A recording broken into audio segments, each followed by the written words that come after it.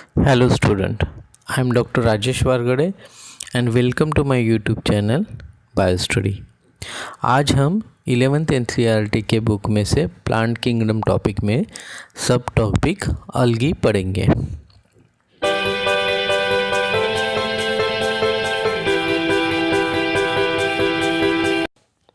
Algae is a chlorophyll bearing simple thalloid autotrophic and largely aquatic, that is they are found in fresh water or marine water। अलगी ये simple structure होते हैं जिनमें chlorophyll A, carotenes और ज़ांथोफिल जैसे pigment present होते हैं। इनके अलावा कुछ अलगी में फाइकोबिलिन्स और फ्यूकोजेंथिन जैसे पिगमेंट भी प्रेजेंट होते हैं।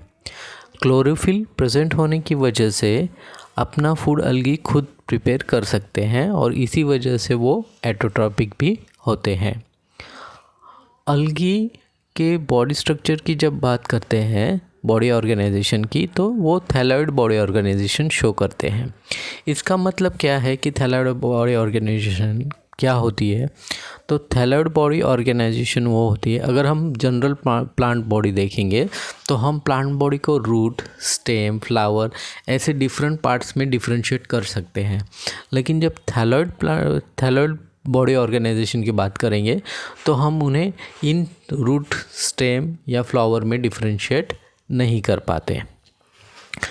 अलगी के हैबिटेट की जब बात होती है तो वो मॉइस्ट स्टोन्स, सॉइल्स और वुड्स पर भी दिखाई देते हैं, और जब ये फंगाई के साथ एसोसिएशन में पाए जाते हैं तो इन्हें लाइकेन कहते हैं। ये इम्पोर्टेंट है क्योंकि ये अक्सर एमसीक्यूज़ में पूछा जाता है कि फंगाई के साथ अगर अलगी एसोसिएट करेंगे तो उसे क्या कहते हैं, जैसे और तो उसे हम लाइकेन कहते हैं। और ये एनिमल्स के साथ भी अलगी एसोसिएट करते हैं, और इसका बेहतरीन एग्जांपल है स्लॉथ बियर। अगर स्लॉथ बियर को हम देखेंगे तो उनके ऊपर कभी कभी ग्रीन कलर दिखाई देता है, वो एक्चुअली अलगी होती है। जब अलगी के फॉर्म और साइज़ की बात होती है तो वे वेरिएबल फॉर्म में और वेरिएबल साइज़ में पाए जाते हैं। जब हम कॉलोनियल फॉर्म्स की बात करेंगे तो ये हमें वॉल्वॉक्स में दिखाई देता है। वही स्पायरोगायरा और यूलोथ्रिक्स में हमें फिलामेंटस फॉर्म दिखाई देता है। Kelps forms massive plant bodies in marine water, और ये केल्प्स के बड़े बड़े जंगल सी वाटर के अंदर दिखाई देते हैं। अगर आपको इसको बेहतरीन ढंग से देखना है और समझना है कि केल्प्स क्या होते हैं तो आप यूट्यूब पे सर्च करके वो वीडियो देख सकते हैं जिनमें ये सब शूटिंग किया गया है कि केल्प्स कैसे होते हैं, क्या होते हैं। उससे आपका केल्प्स के बारे में जो व्यू है वो और बढ़ जाएगा। अलगी के ऊपर अदर एक्वेटिक प्लांट्स की तरह ही म्यूसिलेज की कवरिंग होती है। ये कवरिंग अलगी के लिए बहुत इम्पोर्टेंट है क्योंकि ये जो अलगी में एपिफाइटिक ग्रोथ होती है उससे प्रोटेक्ट करती है, और वाटर के जो डिकेइंग इफ़ेक्ट्स होते हैं उनसे भी ये प्रोटेक्ट करती है। और ये अलगी को और एक बात से बचाती है, वो है डेसिकेशन से, क्योंकि जब लो टाइड्स होते हैं तो अलगी सी शोर पे आ जाती है तो वहाँ पे उनका डेसिकेशन होता है, जिसकी वजह से म्यूसिलेज होने की वजह से ये डेसिकेशन नहीं हो पाता है। अलगी में मैकेनिकल टिश्यू एब्सेंट होता है, इसी वजह से उनकी बॉडी फ्लेक्सिबल होती है, और इसको अलगी को फ़ायदा ये होता है कि जब वाटर टाइट्स होते हैं तो वे फ्रीली स्वे कर सकते हैं और टॉर्न होने से बचते हैं। जैसे कि हम जानते हैं इनमें क्लोरोफिल पिगमेंट होता है और जो इन्हें फोटोसिंथेटिक बनाता है, और अलगी में जो पिगमेंट्स और अदर प्रेजेंट होते हैं वो मैंने पहले ही आपको बता दिए हैं। अभी बात करते हैं हम अलगी के रिप्रोडक्शन के बारे में। अलगी वेजिटेटिव, एसेक्सुअल और सेक्सुअल ये तीनों मेथड से रिप्रोड्यूस करते हैं। वेजिटेटिव मोड ऑफ रिप्रोडक्शन में फ्रैगमेंटेशन होता है, हर फ्रैगमेंट एक नए थैलस में डेवलप होता है। एसेक्सुअल रिप्रोडक्शन में अलगी स्पोर फॉर्म करते हैं, जिनमें जूस्पोर मोस्ट इम्पॉर्टेंट होते हैं। याद रखिए, जूस्पर्म्स मोस्ट इम्पॉर्टेंट होते हैं। जूस्पर्म्स फ्लैजिलेटेड होते हैं और जर्मिनेशन होने पर यह नए प्लांट बॉडी को फॉर्म करते हैं। सेक्सुअल रिप्रोडक्शन में आपको 3 फॉर्म्स याद रखनी है, आइसोगैमस, अनआइसोगैमस और ओगैमस। ये 3 टर्म्स आपको याद रखनी है, क्योंकि ये तीनों टर्म्स पूछी जाती हैं। तो बेसिक डिफरेंस इनमें क्या है तो वो हम देखेंगे अभी, और कैसे आइसोगैमस, अनआइसोगैमस और ओगैमस हम किसे कहेंगे। सेक्सुअल रिप्रोडक्शन में जब 2 गैमेट्स का फ्यूजन होता है, ये तो हम जानते हैं। अगर गैमेट्स फ्लैजिलेटेड है और उनकी साइज़ सिमिलर है, जैसे कि हमें यूलोथ्रिक्स में दिखाई देता है, तो वो आइसोगैमस है। ध्यान दीजिए, गैमेट्स हमें फ्लैजिलेटेड हैं और सिमिलर साइज़ के हैं, जो कि जिसका कि एग्जांपल है यूलोथ्रिक्स, तो वो आइसोगैमस में उसे हम आइसोगैमस कहेंगे। अगर गैमेट्स नॉन फ्लैजिलेटेड है, पहले केस में हमने फ्लैजिलेटेड देखा, अभी हम नॉन फ्लैजिलेटेड देख रहे हैं।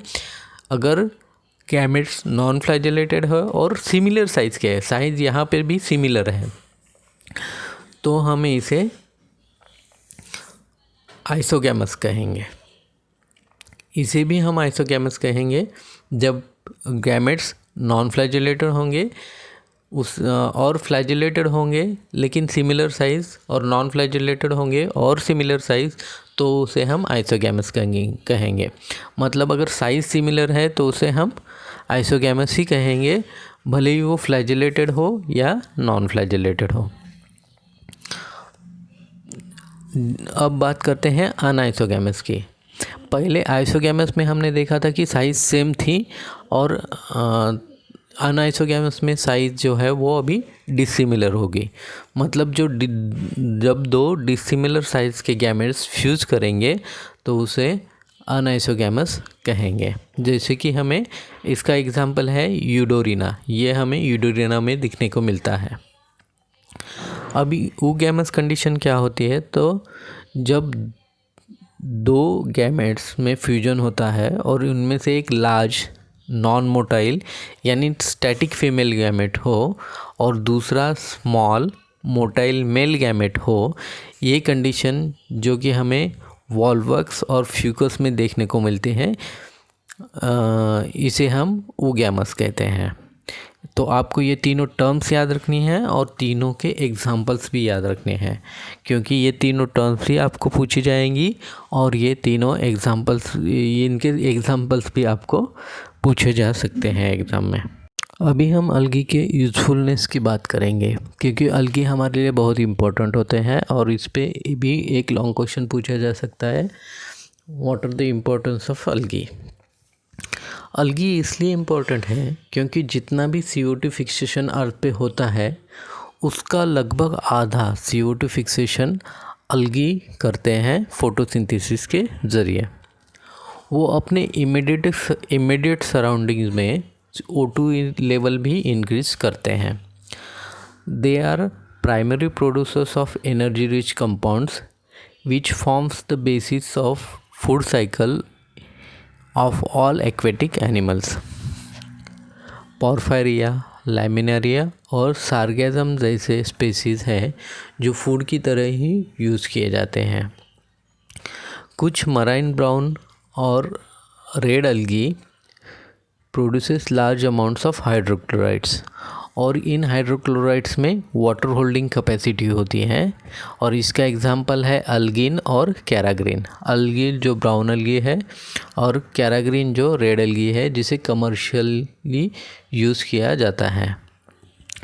अगर एक कमर्शियल प्रोडक्ट होता है जिसे जिलिडियम और ग्रासिलारिया से ऑब्टेन किया जाता है, जिसे माइक्रोब्स डेवलप करते हैं, और आइसक्रीम और जेलीस के प्रिपरेशन में भी इनका इस्तेमाल किया जाता है। क्लोरेला एक यूनिसेलुलर अलगी है जिसमें प्रोटीन्स भरपूर मात्रा में होती है। इसे फूड सप्लीमेंट की तरह इसे फूड सप्लीमेंट के तौर पे स्पेस ट्रैवलर्स इस्तेमाल करते हैं। और ये आपको याद रखना है कि स्पेस ट्रैवल्स जो फूड सप्लीमेंट की तरह यूज़ करते हैं वो क्लोरेला, वो अलगी ही है जो यूनिसेलुलर अलगी है। ये थे अलगी के कुछ यूजेस। अब हम नेक्स्ट चैप्टर में देखेंगे कि अलगी का क्लासिफिकेशन कैसे होता है और ये क्लासिफिकेशन हम अब नेक्स्ट चैप्टर में डिटेल में पढ़ेंगे।